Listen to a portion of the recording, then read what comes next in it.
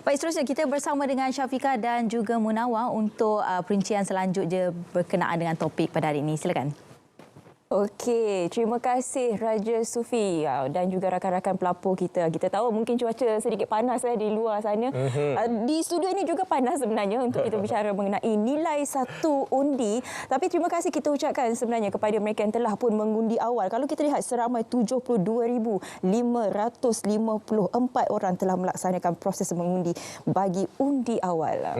Bercakap berkenaan undi awal pada 8 Ogos yang lalu, kita sedia maklum seperti mana yang dinyatakan oleh Suruhanjaya Pilihan Raya SPR, rata-rata untuk ke-6 negeri tersebut mencapai melebihi sasaran sebenarnya 90% yang keluar mengundi untuk undi awal. Namun kita nak menyentuh berkenaan dengan peratusan keluar mengundi pada pagi ini seperti jangkaan daripada pengurusi SPR Tan Sri Abdul Ghani Saleh, dijangkakan proses ataupun peratusan keluar mengundi pada hari ini adalah sebanyak 85%. Namun kita kaitkan juga dengan jumlah keluar mengundi setakat jam 10 pagi tadi, iaitu Kedah mencapai sasaran ataupun peratusan 20%, Kelantan 17%, Terengganu 22%, Pulau Pinang 20%, Selangor 19%, Negeri Sembilan 18% dan juga PRK P036 Kuala Terengganu 19%.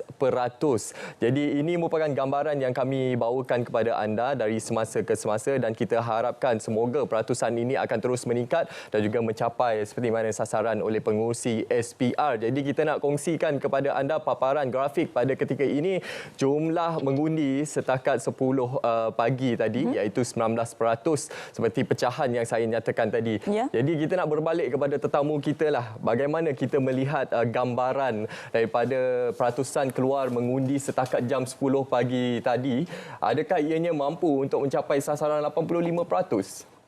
Baik, terima kasih. Saya melihat begini daripada data-data yang disebut kita sekarang ni dah lebih kurang pukul 10.11. Data tu sudah pastilah yang pukul 10 tadi kita pukul 11. Daripada trend yang kita lihat, peningkatan tu setiap jam tu dalam 10%, 10% dan 10% meningkat seterusnya. Dan kita tengok trend daripada PRU yang lepas pun saya nampak sebegitu. Pada awal pagi ni agak perlahan lah. Tetapi mungkin semakin tengah hari kita mengharapkan ia akan meningkatlah kalau kita lihat pada trend. Tetapi saya berminat untuk berkongsi sedikitlah macam Prof Datuk katakan tadi sejauh mana isu kelusuan politik ataupun di kalangan pengundi kita yang rasa tidak berminat tentang politik, isu tentang celik politik itu harus kita bincangkan di sini. Kerana kita lihat kalau misalnya pengundi kita ni dia sangat mengambil berat tentang undi itu, sudah pasti mereka akan keluar mengundi beramai-ramai dan memilih untuk memilih kerajaan yang mereka inginkan kan. Tetapi kita lihat agak perlahan dari segi undi-undi yang dikeluarkan. Tetapi daripada data-data yang saya lihat terdapat agak perbezaan jugalah dari segi peningkatan undi mengikut negeri. Itu satu perkara yang menarik untuk kita lihat. Tetapi ingin saya kongsikan juga daripada data yang kita lakukan dalam konteks geografi. Kalau kita lihat dari trend dunia ada negeri-negeri yang negara yang wajib mengundi tetapi peratus keluar mengundi itu rendah walaupun wajib.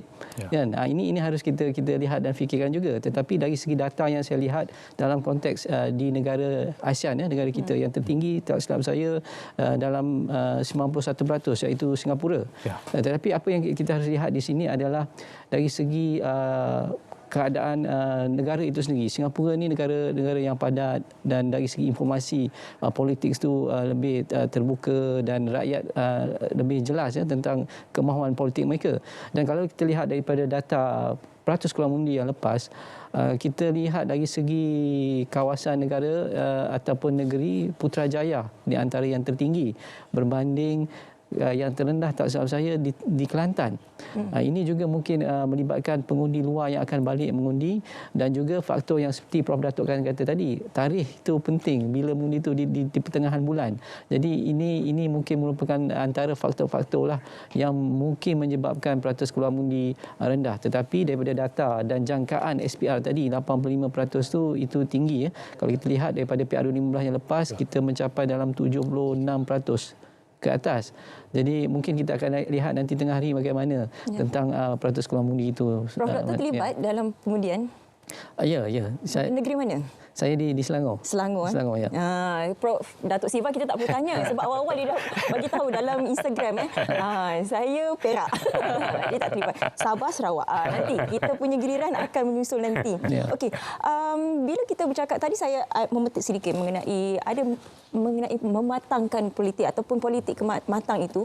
Kalau dalam PRU ke-15 itu yang selalu kita bicarakan sebelum, semasa dan juga selepas, dan kematangan itu sebenarnya diterjemahkan dengan keputusan pada PRU yang ke-15. Tapi untuk kali ini PRU DUN ke-15 saya suka untuk memetik apa yang Prof katakannya itu memanusiakan politik.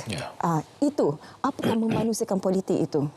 Ya, memanusiakan politik bermakna kita memahami rasional dan juga mempunyai kewarasan dalam konteks politik. Kita tidak terikat dengan emosi dan sentimen, tapi kita tahu apakah tujuan matlamat kita terlibat dalam politik sebagai seorang pengundi ataupun seorang pemimpin. Memanusiakan politik, janganlah melahirkan politik yang bersifat kebencian, terlalu rakus, terlalu taksub dengan politik sehingga ia menjadi seperti candu ataupun opium. Bila jadi candu, kita ketagih sangat dengan politik, kita akan menggunakan apa sahaja pendekatan untuk mendapat kuasa dan kedudukan.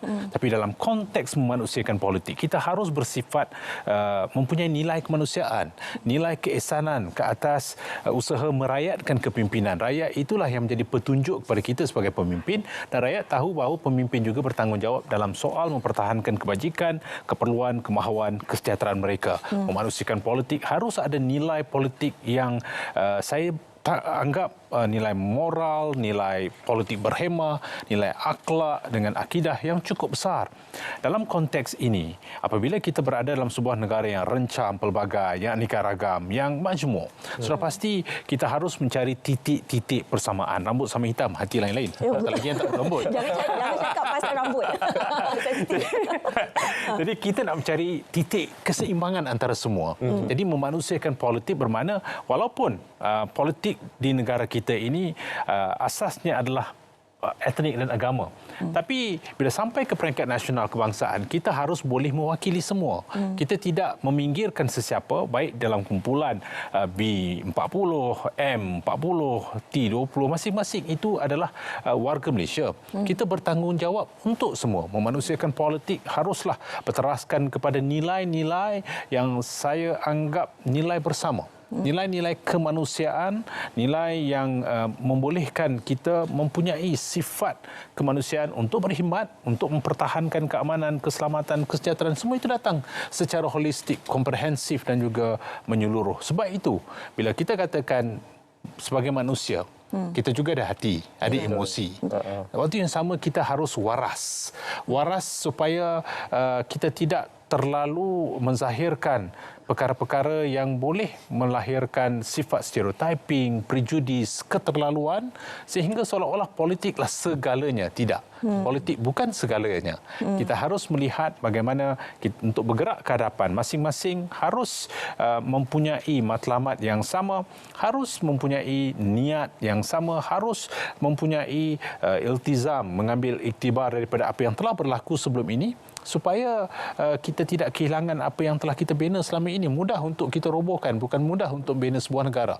Dalam konteks ini, apabila kita berada dalam kedudukan yang tidak menentu, tidak stabil, yang penting adalah kita memberikan amanah itu kepada pemimpin, dan juga pemimpin juga harus tahu mereka bertanggungjawab untuk semua.